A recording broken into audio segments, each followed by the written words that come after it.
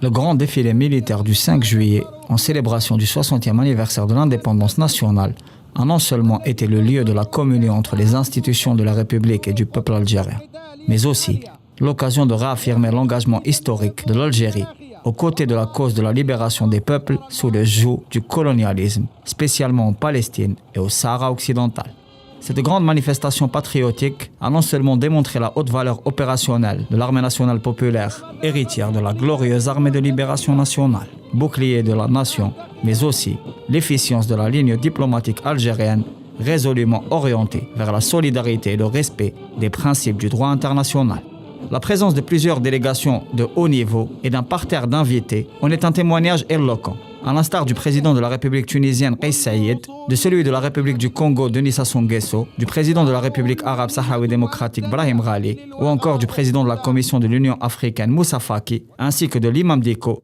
personnalité à la haute influence en Afrique de l'Ouest, mais également de la ministre des Affaires étrangères libyenne Nedjel El-Mengouche et du chef de la diplomatie de la République arabe syrienne Faisal El-Moqdad. Une forte délégation palestinienne était également représentée pour ces festivités. À sa tête, le président Mahmoud Abbas, leader de l'Organisation pour la libération de la Palestine, Ismail Haniyeh, président du bureau politique du Hamas, principale organisation de la résistance politico-militaire en Palestine.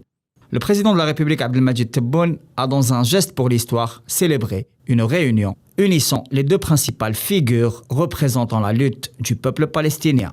Cet événement survient après des années de crise politique interne, divisant le front de la résistance et freinant l'action de la lutte face aux multiples exactions de l'occupation sioniste.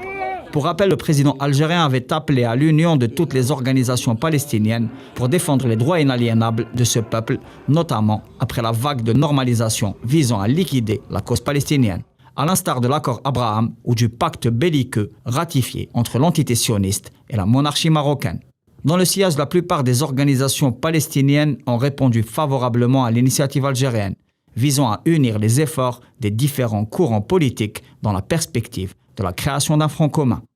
La ligne de réconciliation et de médiation conduite par Alger a donc l'air de porter ses fruits, et les efforts de rapprochement entre les différentes sensibilités politico-idéologiques palestiniennes remportent un franc succès sous le ciel nord-africain. L'activisme volontariste de la diplomatie algérienne est manifestement opérant, plus que jamais en mouvement. Après avoir barré la route de l'Union africaine à l'entité sioniste, Alger montre la voie de l'Union sacrée à quelques mois du sommet arabe qu'elle accueillera sous le signe de la solidarité avec la Palestine. Pour rappel, l'Algérie, qui a été l'un des plus grands artisans des principales stations historiques du combat du peuple palestinien, reste manifestement attachée au principe du panarabisme, avec comme pivot la cause palestinienne, ainsi qu'au combat panafricaniste, avec pour horizon la décolonisation du Sahara occidental, dernière colonie du continent.